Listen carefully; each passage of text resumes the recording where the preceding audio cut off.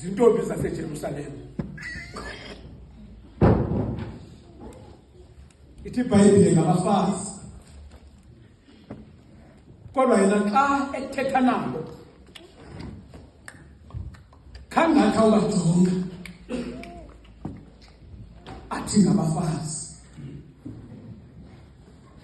Uye wabasusa kwikhabathiso lobufazi wabanciphisela kwikhabathiso lobuntombi. Wathi izintombini zaseJerusalem musani ukundililela, zilileleni mina nabantwana benu, ngoba xa kunje umthomanzi kwawube kade komileyo.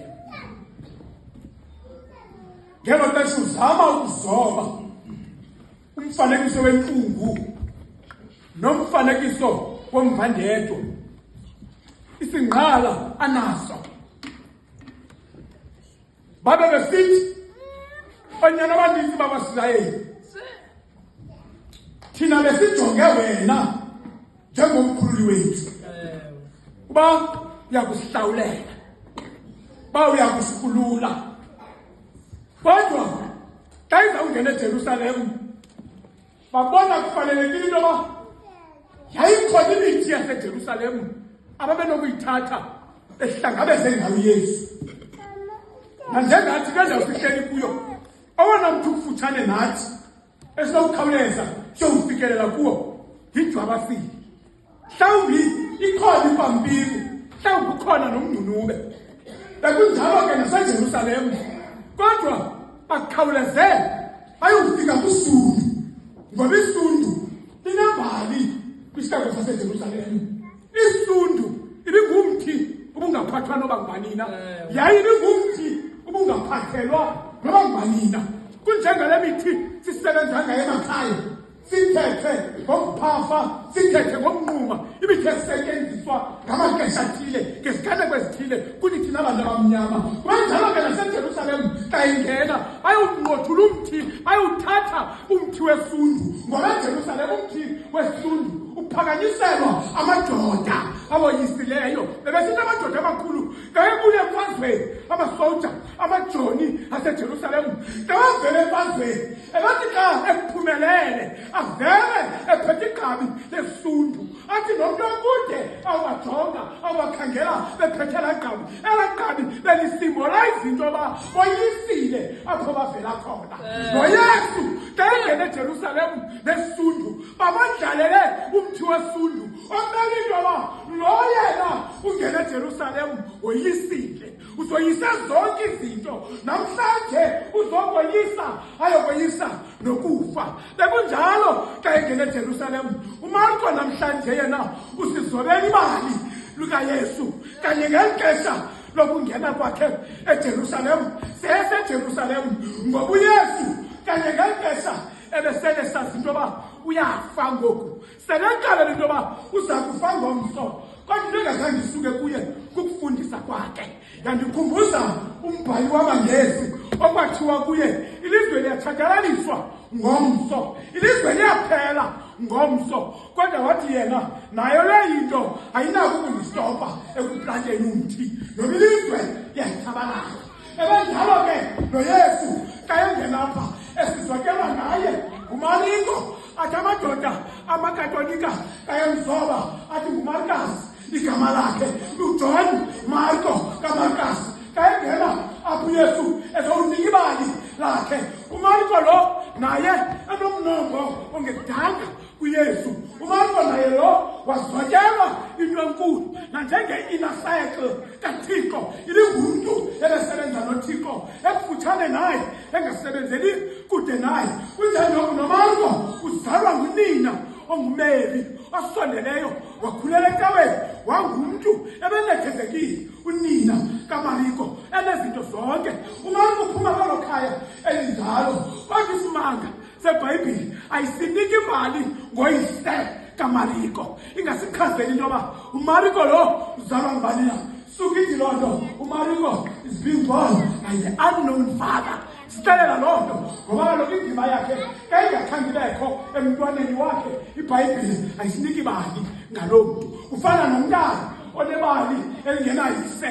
Elo bali elo alizotywa kakuhle, suka nofuna ukulizoba amehlo akhe agcwale inyembezi. Ngoba kuqala phambi kwabazoba ibali amehlo akhe entliziyo yakhe idandalaziswa okanye izalisekiswa yintlungu ekuye angakwazi ukulizoba ibali.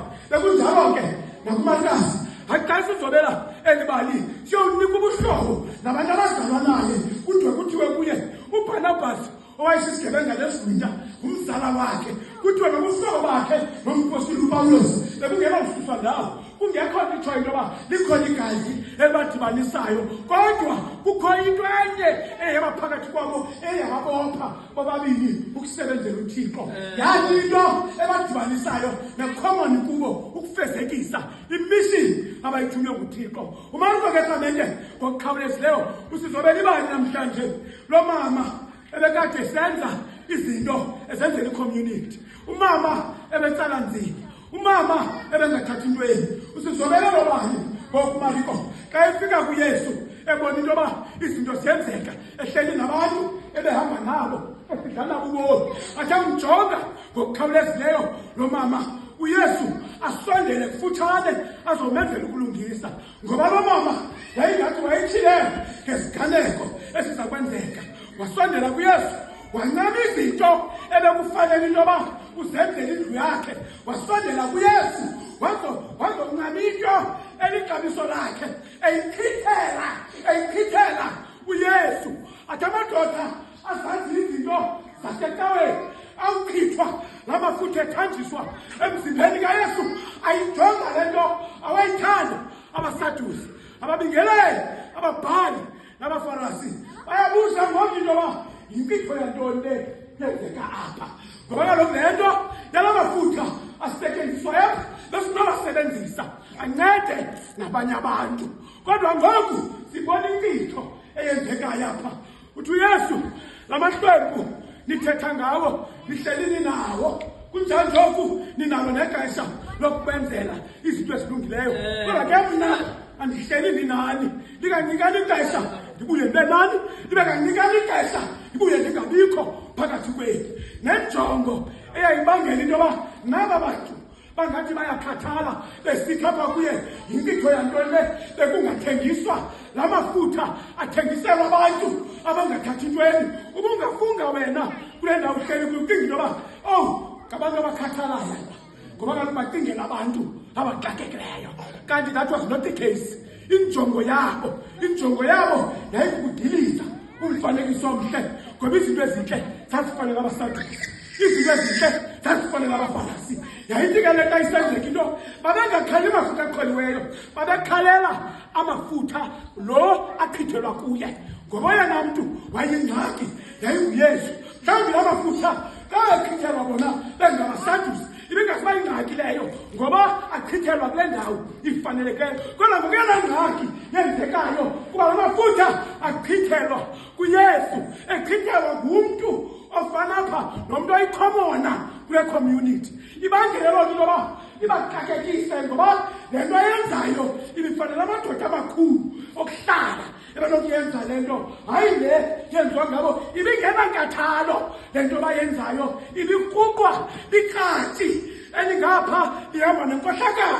Xa besithi la mafutha niwachithelani, yinkitho le ibingekakhathala kwathi bihamba loo nto nenkohlakalo nentiyo abanayo kulowo kuchithelwa kuye amafutha. Kodwa uYesu simbhaqe sithi ngokomxholo wethu, myekeni lo mntu nimaphulelane, myekeni ngoba wenze okukhulu, nimaphulelane.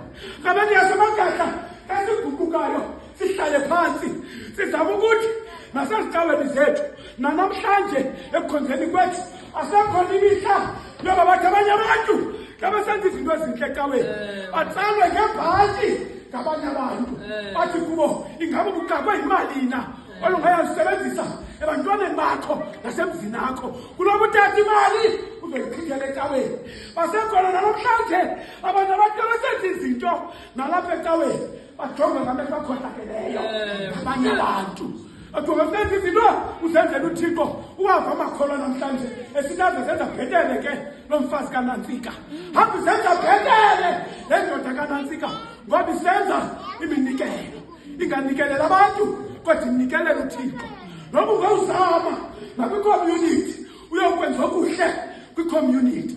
Kodwa bakhona abantu abazaba ngababandezi bendlela bengenza ukuyihamba noko. Bakubone njengomntu ozenza ngcono kunabanye abantu. Bakubone njengomntu oqhayisa ngemali onayo. Ngekesa wena udinga into yoba wenza okulungileyo phambi kobuso bukaThixo. Kodwa abanye abantu bakuyibona loo nto njengokusigwadwisa nanjengokukhayisa. Kodwa uYesu yena myekeni lo nimaphule nanina. Namhlanje ke zisekhona ingcweleka zasekaweni. Zisekhona ingcweleka zalapha ekaweni ezingcwelekwa ngabanye abantu. Ngenxa yokwenza kwakho okuhle kanti uzidonsela amanzi ngomsele.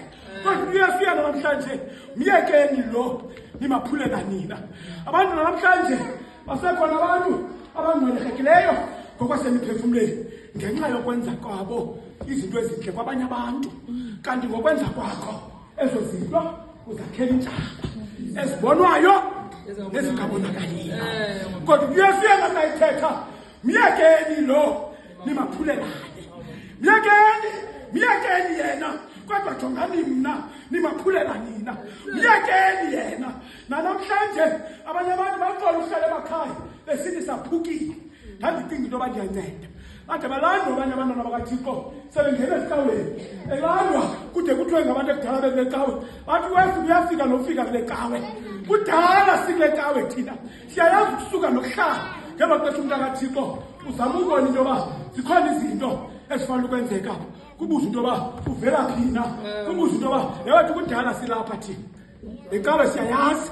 Sizalelwe kule kawe thina. Adade amahlubi siyimiketwa yale kawe. Thina sizalelwe kule kawe. Thina siyimigonwa yale kawe. Lento besilindele kwinzalelwane zalapha. Isaram somntu sifa amandla. Besicinga ke sona senzo kulungileyo. Sithe sithethe izinto azithetha apha ecaweni. Sithi thina asingobendi kule kawe. Siqale sazi intombi kule kawe. Sawugqiba senga. Ngoku sizowukazwa ngaba bafazi singabantu abavela phina. Yethu myekeni lo nimaphulela nina. Ithi kwathi kayizamukela ekwenzeni kwakho okulungileyo. Elingeka lo mama ebulaleka esenzeni into yoba makwenzeke umsebenzi omhle kaThixo. Kodwa abantu abazazi izinto bathi yewethu khawubuye umva. Ngoba kaloku yake yathi nempama sezisondeza kuYesu. Bathina abantu basecaweni bathi yewethu uyafundekela. Uyumva. Ngoba abantu basecaweni azazi izinto. Bathi suka. Bathi bathetha ayikabi lixesha lokuthetha noYesu eli. Bathi bazingamaxesha okuthetha noYesu abantu basecaweni. Hayi awunawuthetha naye ekuseni ngoba kusuke samamela amaphupha. Kuthi abantu abazi izinto zekawe. Kodwa sizothi namhlanje myekeni nimaphulela nina.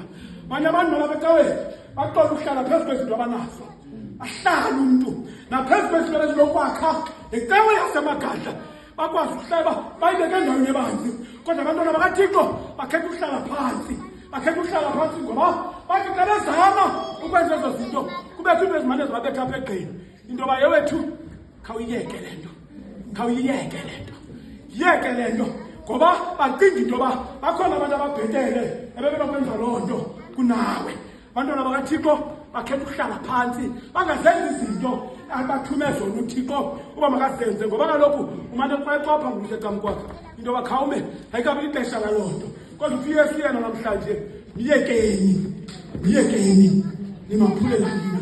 Bantu abathi noba siyaphukile ngoluphi uhlobo, noba siyaphuka ngoluphi uhlobo, kodwa masiyazi into yoba sinaye umntu ongumthetheleli wethu. Efuneka ke siyiqonde into yoba makungabikho namnye, kungabikho nanye nanjalo into yokwazi ukusithintela ekwenzeni kwethu izinto ezintle. Noba bekhona abasadusi nanamhlanje ngoba abafarisi nababingeleli namadoda amakhulu ngalasihlala ecam kwawo namhlanje.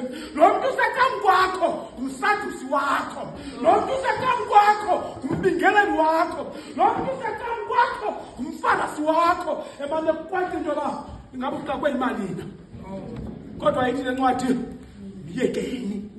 miyekeni nimaphulela nina. Sizokuthi ke nathi banda kwethu ekwaphukeni kwethu sinomthetheleli, ekulimaleni kwethu sinomthetheleli, ekulwelekekeni kwethu sinomthetheleli. Emasiyazi into yoba ngoba izinto sijanina sisoloko sisithi xa sithetha khaniyeke le nto kaningene ecaweni nicinga into yoba sisekwihanimuna. Yahlukanani nale nto. Into awungena ecaweni uyazi into yoba awuzanga kwihanimuna, futhi nakawuzawuthetha into, nakawufuna ukwenza into yohlukana nale nto yokubuza umakhelwane into yoba ndingayenza le nto. Can I do it? Ubuthunywe nguThixo kwesizathu ayingoThixo wakho lo. Yenza le nto ithunywe nguThixo. Yile nto inibangela into yoba nophuke, yile nto inibangela into yoba ninimale, ngoba nisoloko nifuna i-approval apha kwaSadusi, nisoloko nifuna i-approval kubabingeleli, nisoloko nifuna i-approval kulamadoda amakhulu, nisoloko nifuna i-approval kubafarisi. Umfarisi will always remain as umfarisi. Noba usecaweni, noba ukwi-community, noba usemsebenzini, umfarisi uyawuhlala ngumfarisi. So kufuneka ke uyafika into yoba izinto esizenzela uThixo make sizise kuThixo, sithi izinto zikaKhesari sizise kuKhesari. Siyeke ukusoloko sithetha kwaba bantu, ngoba ngaba bantu abasinyathelayo. Myekeni nimaphulela nina. Yile nto sibangela into yoba nalapha ebomini bethu esikudlayo zonke izinto zethu asiphumeleli, zonke izinto zethu ziyakholapsa ngoba sisoloko sifuna ukuzichaza ebantwini. Myekeni nimaphulela nina. Into ekafuneka nephuphe nokuvuke nalo ungalisherishi nalapha abantakwenu, uhlale nalo lukuhle uthi ulinde livuthwe. Ingxaki yethu ke uyasoyiga into yoba maliphume ilanga yowusherishe liphuphe, lithi liphuma nje besifa ngoba liphumele ezandleni ezirongo, laphumele endlebeni ezirongo, laphumele ezinhliziweni ezimdaka. Myekeni nimaphulela nina. Thixo makasincede, sinike amandla sikwazi ukumela nasesisaphulwa. Kodwa sithi ngoku sisaphula athi umpostoli uPawulos ndikhahlelwa phantsi ngenxa zonke, kodwa ndifi, ndinyathelwa ngazo zonke izinto kodwa ndiwi, ngoba ndinalo ungomelezayo. Myekeni nimaphulela nina ngoku nangona phakade. Amen.